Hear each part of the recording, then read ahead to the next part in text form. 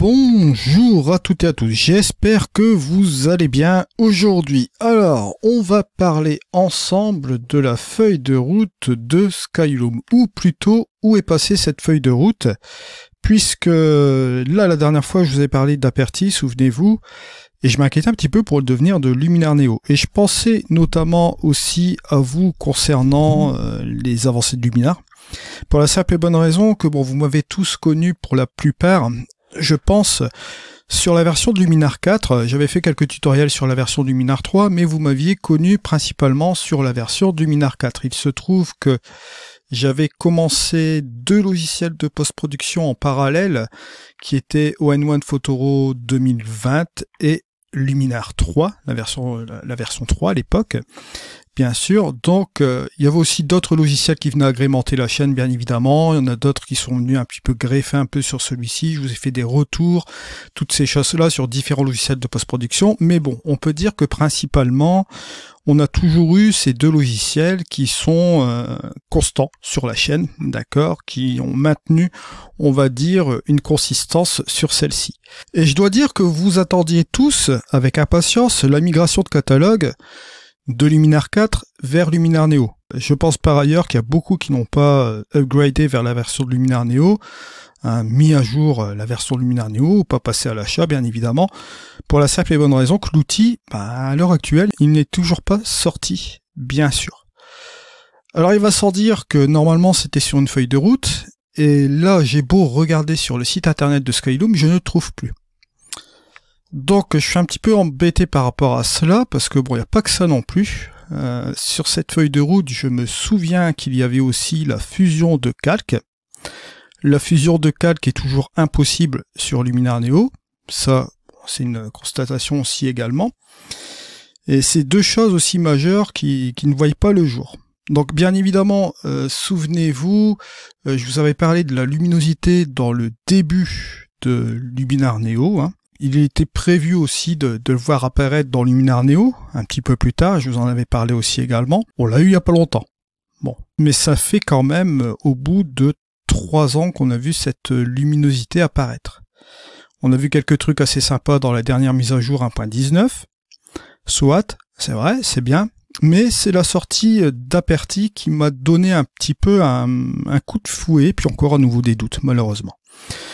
J'avais confiance en Luminaire Neo, d'accord, dans sa progression, ça je ne vous le cache pas. Il était évident pour moi que je devais vous faire une mise au point et de vous donner mon avis sur le devenir de Luminaire Neo, parce que en fait, je vois une chose, la feuille de route, moi je l'ai retrouvée en fait. Je l'ai pas retrouvée sur le site internet, mais je l'ai simplement retrouvée sur une de mes anciennes vidéos. Je vais vous mettre le lien, l'étiquette en haut à droite de cette ancienne vidéo, de toute façon c'est dans mes playlists. C'était la vidéo qui concernait l'exposition sur la fusion HDR. Et on avait la feuille de route qui était en 2022 ici, pour Luminaire Neo, dont notamment avec les extensions. Bon, les extensions, ça a un peu changé aussi, à un moment donné c'était payant. Après, ce n'était plus payant, ils l'ont inclus dans la formule de Luminaire Neo licence à vie, mais comment dire ça, ceux qui avaient pris l'ancienne version, on leur a dit qu'il y avait des nouvelles fonctionnalités. Bon, enfin bref, il y a eu un sacré fiasco, ça je dois l'admettre aussi. C'était un petit peu compliqué. J'avais même fait une vidéo là-dessus sur tous les changements qui allaient avoir lieu. Donc vous irez voir cette vidéo. Je vous l'ai mis aussi, cette vidéo où je parlais de tous les changements. Et c'est vrai que, croyez-moi, pour moi-même aussi, on donnait toujours des informations comme ça changeait, ça changeait, ça changeait. Et bon, pas facile. Ça n'était pas facile. Surtout avec les arrivées des contenus génératifs. Bon, moi je vous ai donné mon avis sur les 2 contenus génératifs de Luminaire Neo, qui fonctionnaient, bon, on va dire à mon sens, qui étaient pas mal, qui étaient quand même prometteurs. À part pour l'Expand AI, hein, enfin pour le truc d'extension, pour étendre une image. Concernant la résolution, même si par rapport à Photoshop, bon, on a une meilleure résolution quand même sur Luminaire Neo, bon, c'était inexploitable quand même, à part pour les réseaux sociaux. Si vous faites de l'impression avec ça, bon, c'est foutu, quoi. Avec les contenus génératifs, je suis toujours un peu, on va dire, je suis un peu Avec les contenus génératifs, bon, avec ce qui se passe, avec ce qui s'est passé aussi, notamment avec Photoshop, avec ce qui se passe, avec tous ces trucs-là un petit peu à droite à gauche, je suis un petit peu, on va dire, dubitatif quant à l'utilisation de ces trucs-là. C'est pas ce qui m'intéresse de toute façon ici. Moi, ce qui m'intéresse en fait sur la chaîne, c'est l'utilisation de Luminar Neo proprement dit, hein, les extensions qui sont déjà mises en place et le logiciel proprement dit. Enfin soit, là vous voyez que j'ai retrouvé la feuille de route donc de ma vidéo, hein, c'était sur le site internet avant de Skyloom, et là malheureusement vous voyez que on avait ici la fonctionnalité de fusion des calques et l'outil de migration du catalogue pour Luminar 4, d'accord, de Luminar 4 vers Luminar Neo, souvenez-vous, ça avait été annoncé, tout le monde était content, et moi j'étais content aussi, je me suis dit, bah tiens, pour ceux qui ont Luminar 4, ça leur permettra de migrer vers Luminar Neo sans problème. Mais là, seulement, bon, c'était promis pour décembre 2022. Mais bon, comme ils ont eu le temps de faire un nouveau logiciel, maintenant, je ne comprends pas vraiment pourquoi cette feuille de route n'a pas été respectée concernant les fonctionnalités de fusion de calque et de la migration du catalogue pour Luminar 4. Parce que les extensions, bon, elles sont toutes sorties, on est bien d'accord. Ils ont même fait les outils génératifs, et ils ont fait aussi les applications iPad, etc. Bon, vous voyez, tous ces trucs-là. Donc pour ma part, ça me pose un certain problème, parce que bon, je ne sais pas si cette fonctionnalité des calques, cette fusion des calques, pardon, ça va avoir lieu, et cet outil de migration du catalogue pour Luminar 4, mais j'espère me tromper, parce qu'on a eu la version de migration de AI vers Luminar Neo. Maintenant, quand on avance un outil de migration Luminar 4 vers Luminar Neo, ça doit se faire. S'ils ne le font pas, on va malheureusement retourner en arrière, avec les données IPTC qui ont été promis pour Luminar 3 en premier, sur une feuille de route, ça n'a pas été respecté. Et sur Luminar 4, ça n'a pas été respecté non plus. Donc, là ici, c'est deux données qui me posent assez problème. Alors maintenant, moi comme je vous l'ai dit, c'est pas une fin en soi. Concernant Luminar Neo, on peut s'en sortir pour faire des post-productions rapides, c'est un truc super sympa pour faire des éditions rapides, ça je ne change pas d'avis, ça bien sûr, vous le savez très bien. Ils ont fait quelques mises à jour bien sûr concernant le programme, c'est bien, ils ont bien fait ces trucs-là. Il y a quelques trucs bancals comme ici qui me posent assez problème. Donc moi je suis obligé de faire la mise à jour par rapport à cela aussi, à vous en parler aussi en cours de route, parce que vous devez vous poser aussi sans doute des questions. Comme vous m'avez connu sur Luminar 4, forcément, je suis obligé de vous apporter ces solutions, de vous dire un petit peu ce qu'il en est aussi là-dessus, parce que cette sortie d'Aperture, hein, vous irez voir la vidéo que j'ai fait récemment, ça me pose un certain problème. Ça me pose un certain problème parce qu'on relance encore une nouvelle application et malheureusement, boum, après, je ne sais pas ce qui va se passer. Alors vous allez me dire, ouais, c'est une nouvelle application, ça n'a rien à voir avec les Luminar, c'est vrai, certes, je n'en doute pas. Parce que bon, malheureusement, je connais très bien Skyloom, ça fait 6 ans concernant le partenariat d'affiliation, d'accord ? C'est l'affiliation, je suis simplement affilié avec eux, c'est-à-dire vous connaissez un petit peu le principe des liens d'affiliation, hein, à chaque fois que vous passez par par les liens d'affiliation, moi je perçois une modeste commission et ça me permet de réaliser tous les tutoriels sur la chaîne, bien sûr, pouvoir continuer bien sûr en constance de vous fournir tout le contenu, ça vous en doutez bien. Mais concernant ces trucs-là, au bout de 6 ans, je commence à me poser sérieusement des questions. Voilà, donc vous voyez, 6 ans c'est quand même assez long, ça prend beaucoup de temps de faire tous ces tutoriels. J'ai vu beaucoup de logiciels passer entre mes mains, je vous ai remis beaucoup de retours. Bon, vous avez vu le nombre de vidéos que j'ai fait sur la chaîne, ça pose vraiment pas mal de choses, hein, vous en doutez bien, mais il y a plus de 1100, je ne sais plus combien de vidéos, enfin 1160, 1150, je ne sais pas. Mais là ici, je suis un peu inquiet concernant cela, parce que je sais très bien que l'abandon des logiciels chez Skyloom, c'est courant. Luminar 3 est abandonné, Luminar 4 a été abandonné, Luminar AI qui devait être le petit frère de Luminar Neo, ça devait toujours rester en place ce Luminar AI. Au début, il n'était pas question d'arrêter la production de Luminar AI, d'accord, Luminar AI et Luminar Neo devaient fonctionner en partenariat, bien sûr, Luminar AI c'était le petit frère soi-disant de Luminar Neo, on nous avait fait la terminologie d'une famille avec Luminar Neo et Luminar AI, et ils ont laissé abandonner Luminar AI, et moi, croyez-moi que à chaque fois que je vois des choses pareilles, je suis un peu, sceptique. Là, concernant Luminar Neo, j'étais confiant, parce que ça fait quand même 3 ans qu'il existe, hein, on a 3 ans d'existence sur Luminar Neo, donc ça partait, j'étais vraiment content, je voyais les applications iPad qui venaient de sortir, bon, applications mobiles, tous ces trucs-là, ok. Mais c'est quand j'ai vu Aparty qui est sorti, je me suis dit non, là c'est pas bon, parce qu'en fait ils vont nous sortir encore le même scénario, peut-être, ou je ne sais pas, peut-être que à la rentrée on aura sans doute une sortie d'un logiciel, je ne sais pas. Hein, on verra bien un petit peu le truc. Je ne sais pas comment ils vont fonctionner, mais ou il y aura encore peut-être autre chose. Mais personnellement, moi je m'attendais que Luminar Neo s'améliore. Je ne comprends pas pourquoi on prend une nouvelle application de retouche de portrait, d'accord, qu'on sort à part du contexte du Luminar Neo, puisque Luminar Neo est une application complète avec déjà tous ces outils qu'on peut retrouver dans le nouveau logiciel, hein, en comparaison, en analogie. On va peut-être modifier quelques petits trucs, parce que bon, forcément, il faut bien ajouter quelques petites nouveautés, ça je le conçois bien. Je veux bien comprendre qu'on fasse un nouveau logiciel, mais vous avez vu le prix. Je peux pas vous dire que je peux plus continuer dans ce sens-là, c'est plus possible pour moi, c'est plus possible. Encore à la rigueur, ils avaient fait un effort. Allez, on va quand même mettre les choses en place. Entre Luminar AI et Luminar Neo, ils avaient fait un petit prix pour ceux qui voulaient upgrader vers Luminar Neo, c'est à peu près, je crois, 34 €, quelque chose comme ça.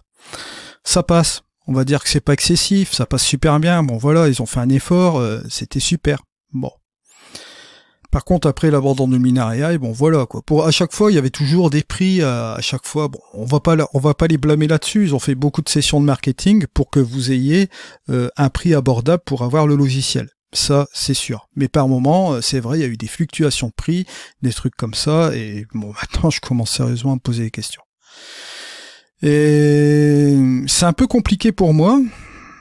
C'est un peu compliqué pour moi, parce que je vais vous avouer dans quel truc que je suis, hein, dans quelle passe je suis.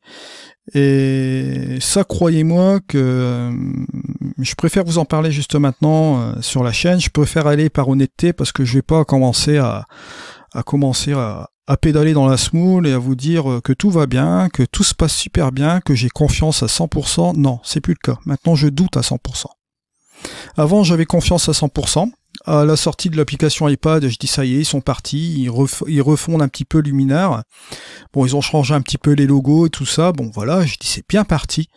Mais après, bing, quand j'ai vu l'application qui allait sortir sur le portrait, soit, je pensais que ça allait être un petit peu plus différent, mais quand j'ai vu un peu les esquisses de ce nouveau logiciel qui va sortir, je me suis posé beaucoup de questions. Et quand j'ai vu cette feuille de route que je viens de retrouver là juste à l'instant, parce que c'est vrai que j'ai fait un peu la rétrospective de ma chaîne YouTube, là j'ai regardé un petit peu tout ce que j'ai fait comme contenu. D'ailleurs on en parlera dans une prochaine vidéo, ce sera sans doute dans une évolution de la chaîne, parce que j'aurai beaucoup de choses à vous dire à ce niveau-là. Là je me concentre davantage ici un peu sur Luminar Neo, j'ai besoin de vous là, hein, je vous le dis franchement, parce que à force de faire des tutoriels sur les Luminar, bon là j'en ai fait quand même beaucoup sur Luminar, hein. Souvenez-vous, ça dépassait les 156 vidéos sur le 4, je crois que j'en ai fait autant sur le AI, là je suis à passer les 220 vidéos je crois sur Luminar Neo, ça fait beaucoup de contenu sur un logiciel où j'ai passé beaucoup de temps, où j'ai donné beaucoup de mon énergie personnelle, ça je peux vous le dire, hein, j'ai passé beaucoup de temps là-dessus. Concernant Skyloom, bon je les ai supportés aussi concernant Luminar Neo, pas seulement pour le logiciel, mais pour un point de vue aussi humanitaire. Ça, vous le savez très bien. Bon, je l'ai fait aussi comme ça, je l'ai fait de bon cœur, hein. Bon, voilà. Sans regret, bien sûr. Mais là, bon, il se trouve qu'il y a quand même quelque chose qui ne va pas, là. Là, il y a quelque chose qui va pas, il y a quelque chose qui se trame, et je me pose encore des questions. Et je suis encore dans le doute. Donc, je suis obligé de vous en parler. Vous savez très bien que moi, la franchise, bon, c'est la première chose sur la chaîne. Je vous ai parlé la dernière fois que j'ai abandonné Lightroom et Photoshop. J'ai fait, sans aucun problème. ON1 Photoro, je le continue toujours. ON1 Photoro, ben, qui lui propose toutes des fonctionnalités avancées. Bon, la fusion de calque, c'est pas pour dire, mais elle existe depuis longtemps dans ON1 Photoro, je suis désolé. Tout ce qui est données IPTC dans ON1 Photoro, bon, allez voir le catalogue, c'est un truc super avancé. Et si vous ne voulez même pas utiliser le catalogue dans ON1 Photoro, vous pouvez tout simplement aller voir directement dans vos photos et vous pouvez directement éditer une photo.